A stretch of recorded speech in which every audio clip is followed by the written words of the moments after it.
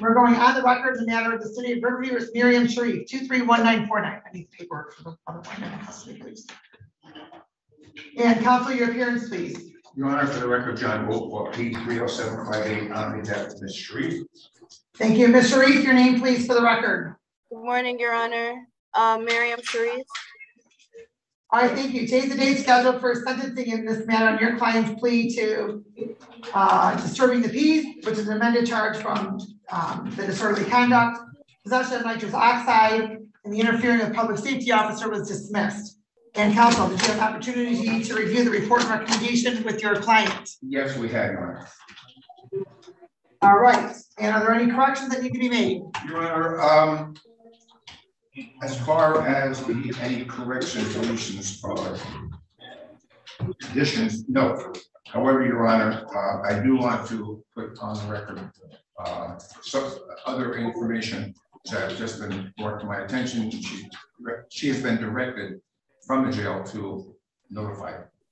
Let us know what's been going on there. It's my understanding that. Okay, just a moment. First, Ms. Sharif, I know that you're reading a book previously. I just want to make sure that you're not currently reading that book and that you're paying attention. Oh, I am paying attention, Your Honor. Yes. Okay, because you keep looking down and it looks as though you're reading a book. No, my book is on the side. It was on the side. It's closed. All right. All right. Yes, counsel. Yes, I'm sorry, Your Honor. We have had an opportunity to review all of this information. I just want to bring to the court's attention. Can you please move the microphone just because it's loud at the jail? So I want to make sure, no, I don't want you to move it out of the way. I want you to move it so you can speak closer. So you're closer so you can speak into it so your client can hear you because it's loud at the jail. Got it. Thank you.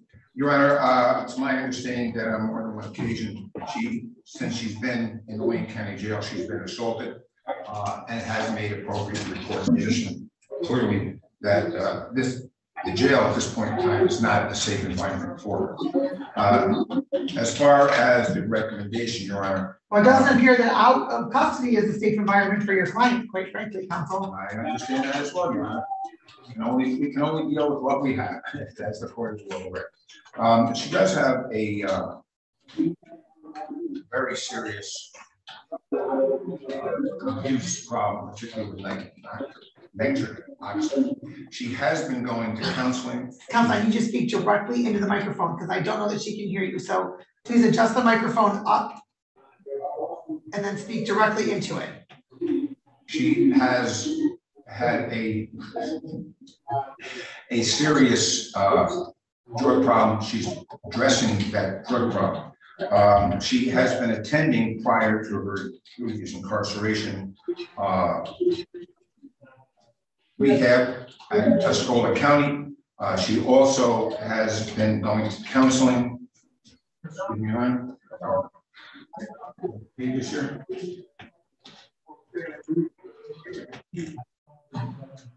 Regarding her drug issues.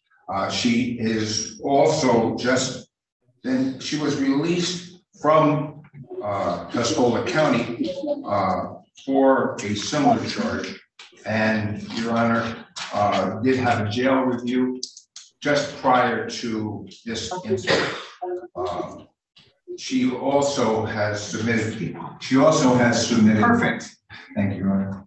She also has submitted, Your Honor, a plea by mail up in Tuscola County, and she is presently on probation in Marquette County. She is a licensed nurse. Unfortunately, because she was in Tuscola County back at the end of July of this year, she has not been given any employment as a traveling nurse. She does have a lengthy criminal record. We've addressed that. She is undergoing or attempting to retain or take care of her children. The recommendation is for incarceration. I believe that rather than incarceration, she needs to get into rehab. She needs to continue to try to get her life straightened out. And rather, she's done 23 days in jail at this point in time on this case, not counting the 8 weeks incarceration in Tuscola County, plus another 21 days that she went through in rehab up there. She's asking this court for a release on a tether to, I'm sorry, there's some question about Naomi's Nest. However, she's hoping that rather than that, that she would be able to go, I'm sorry, Ms.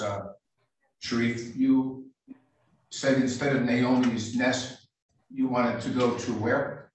Sacred Heart or Lighthouse. Sacred Heart, because she's been there before.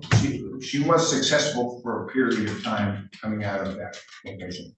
So rather than incarceration, which I don't believe is going to solve her problem, just straight incarceration, we're asking for a release on a tether to either share house, or if that's unavailable, then of course it would have to be to Naomi's Nest. So here's the concern, counsel. Your client has been dealing with substance use issues since 2014 for sure, if not previously. And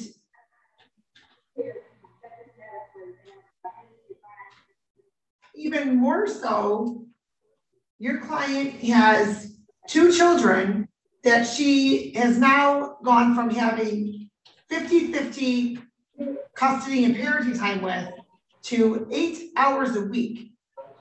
8 hours a week. She's on probation in Marquette County. She's on probation in Tuscola County. And now she has this matter in Wayne County. She is spreading her wings all over the state. I can stand dry. And she's using this chemical, in my opinion, because that's harder to detect than drugs in her system. Ma'am, have you utilized your service, the service that you have through your nursing agency? There's like employee support or something along those lines, where your employer can provide substance use counseling and support for you. Have you engaged in that? Well, because I'm a travel nurse, the companies, I do only contracts, like 13-week contracts. So they don't offer that. But like if I was a staff nurse, they would offer that. And I was planning to become a staff nurse because that was part of why the judge took custody from my kids, was because I was travel nursing during COVID to help the US with the COVID pandemic. And she did not like that I was traveling. So that was part of why the custody was taken away. She did not agree with me leaving and not following her order for custody. That was the reason why she took custody. So, so you're telling, so ma'am, you're telling this court that the judge modified parenting time in custody because you were traveling for work. Correct. Because I'm supposed to be within 100 miles of the father of my children. And we made an agreement through via email, and it wasn't a court order. So she was upset about that because we didn't follow her order. So that was part of why she took did that custody change. That was part of. Is that because you had the kids with you wherever you were traveling, or they stayed with their dad? So with their dad, we had an agreement that 30 days they stay with him and 30 days they stay with me. Because, you know, during COVID, the schools shut down or whatnot. So they would come with me like to Texas or Maryland for 30 days. And they would do virtual schooling. And then I would fly them back to Detroit to their dad for 30 days. And she was not agreeable to that. She was very upset about that we did that on our own and not followed her order. So that was part of why she took the kids. The two of you agreed to that? Yeah, we had an email exchange. Yes? Yes, we have an email exchange, and she read it and she was aware about it. And pretty much she was very upset about it because she said that we didn't follow her order, that, you know, to stay within 100 miles of each other and whatnot, that we made our own order between each other and not came to her with it. Ma'am, what, and so who's your judge for that matter? Tastani. Okay, and when did that all get modified? That was March of last year. 22? Yes. Which conveniently enough, you had. No, I'm sorry, April Your Honor, I'm sorry. It was after my house fire because I lost my house last year. So it was, I believe, in the fall of last year. I'm sorry, my memory is really bad. I had really bad smoke inhalation. I almost died last year in my house fire. Okay, well, chemical agents also do that as well, ma'am, to your brain. Yes. So, so conveniently enough, that was all, that occurred after your matter in Marquette and Tuscola County. So I'm going to presume, based on my experience as a family law practitioner prior to taking the bench, that the reason why custody and parenting time was modified was not solely because you traveled for work and you and their father came to an agreement outside of court regarding a modification. No, that wasn't the sole purpose. It was part of it. It was a big part. She was really upset about it. Ma'am, you're changing your story. That is not what you indicated. You said that was the reason why custody was changed. So, it's more believable that it was modified to 8 hours a week because of your behavior with chemical agents. She said that it was because of abandonment of the children. That was the reason. Okay. And I never abandoned my children. Is your 8 hours a week in parenting time supervised or unsupervised? Unsupervised.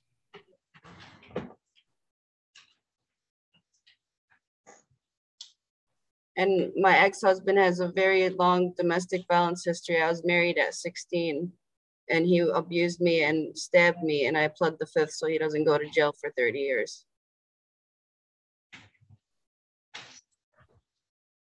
So I see a counselor for domestic violence and substance abuse weekly at Access in Dearborn. And I left him after I became a nurse. And how long have you been a nurse, ma'am? Since 2016. And because I divorced him and took off my scarf, my family cut me off.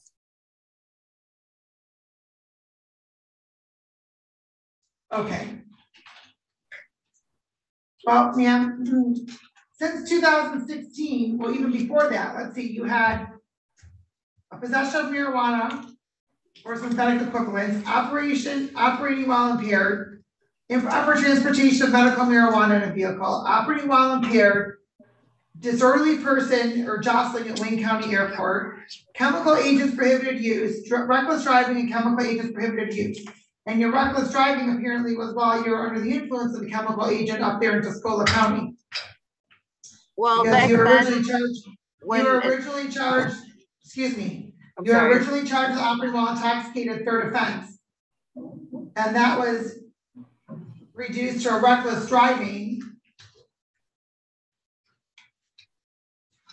Because, Your Honor, I actually called them for help. Someone was going to ram into my car in Tuscola County, and they thought I was high. This is how I look, you know, it's my ethnicity under my eyes.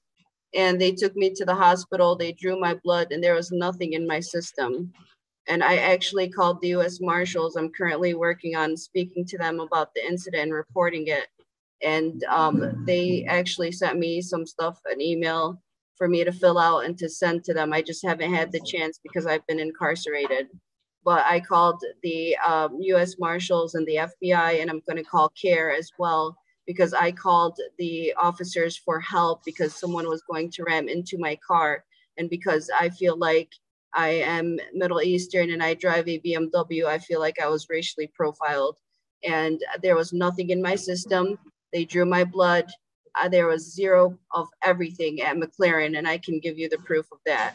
And I was charged with it for no apparent reason, and I'm going to fight that. I'm going to call CARE. I'm going to do whatever I can to get that dismissed and to basically address the situation, because I feel like that was not fair what they did to me.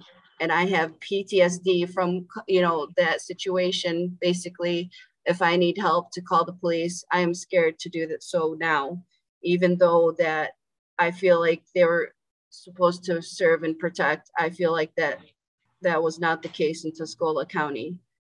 So that's, okay. And so this is, ma'am, you're speaking of the matter that you already pled no contest to, and that was already based had off in their of what sentence. Please let me finish. Please let me finish. I'm sorry. And that you were sentenced to probation, which ended up being revoked, and you served 93 days jail. That's the case you're talking about? Yes. Okay. And so there must have been chemical agents somewhere in your vehicle, which is why you pled no contest to that as well. My lawyer suggested to plead that, and I followed my lawyer because he's been my criminal history lawyer for quite a while. And I'm very regrettable that I listened to him. So like I said, the U.S. Marshals have been contacted, and I just need to fill the paperwork out, and I'm going to take further action to address that situation, because it was very scary and very unsafe as a woman by herself. Okay, ma'am, here's what I'm going to ask you as well.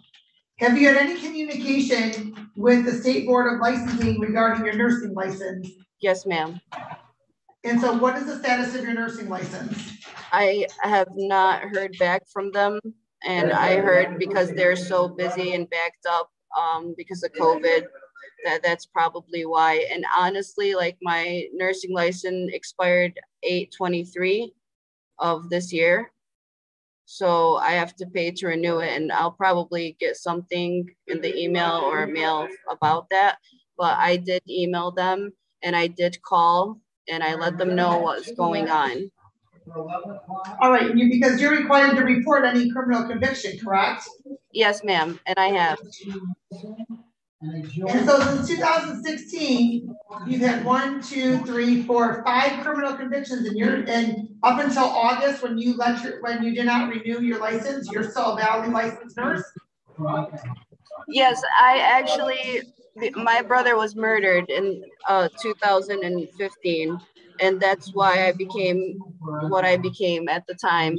And pretty much I talked to the board. I had to write a letter. I had to appeal to get my nursing license, and they heard my story, and they awarded me my nursing license. I'm a trauma certified nurse as well. Hold on, man. You're telling me that your brother was murdered, and then you were able to have a conversation with the board, and they gave you your nursing license despite your substance use history and your criminal convictions? Yes, I became a nurse in 2016, and I had to write a letter to the board and appeal to it because they were like, you have a history or whatnot. So I typed the letter explaining everything about my life, pretty much giving them a background and what happened, and they gave me my nursing license.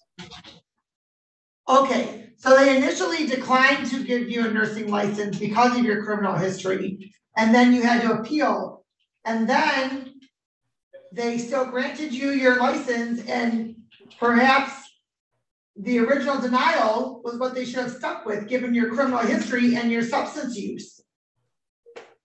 Well, I've never assaulted or hurt anybody. It was a substance abuse problem, and I'm not saying it's okay, but if, you know, like they taught us in rehab, substance abuse is a disease just like diabetes. You just have to treat it. Ma'am, I'm aware of that, but I think it's by the grace of God you haven't killed or assaulted anybody because of your convictions that you have on your record. The court is going to indicate that, let's see, probation was revoked in Tuscola County. She's currently on probation for Marquette. Both of those convictions are for the same charge that she's charged with here and pled guilty to as well. And so now this is the third charge and conviction of the same offense within 10 months. The court's going to indicate 90 days jail. Credit for 24 days. That's how many days she's been in custody since August 6th.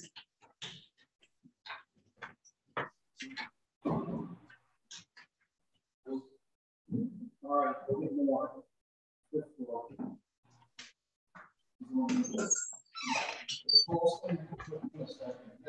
And that's on count A. As count B,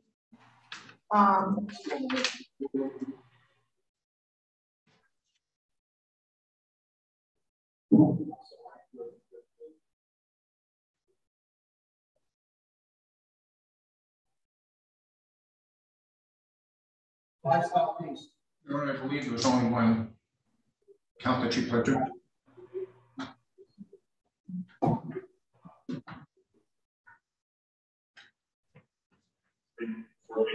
yes, count A. As count B is civil infraction. So, all right, and at this point, the court's going to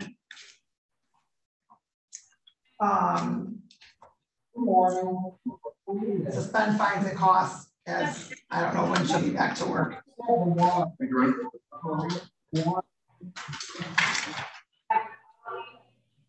All right, ma'am. Once you are released, I hope you are firm on getting treatment and that you get that treatment, ma'am. Thank you. All right. Have a good day. Your Honor, thank you. Thank you. Do you, Deputy, do you have Mr. Courtney?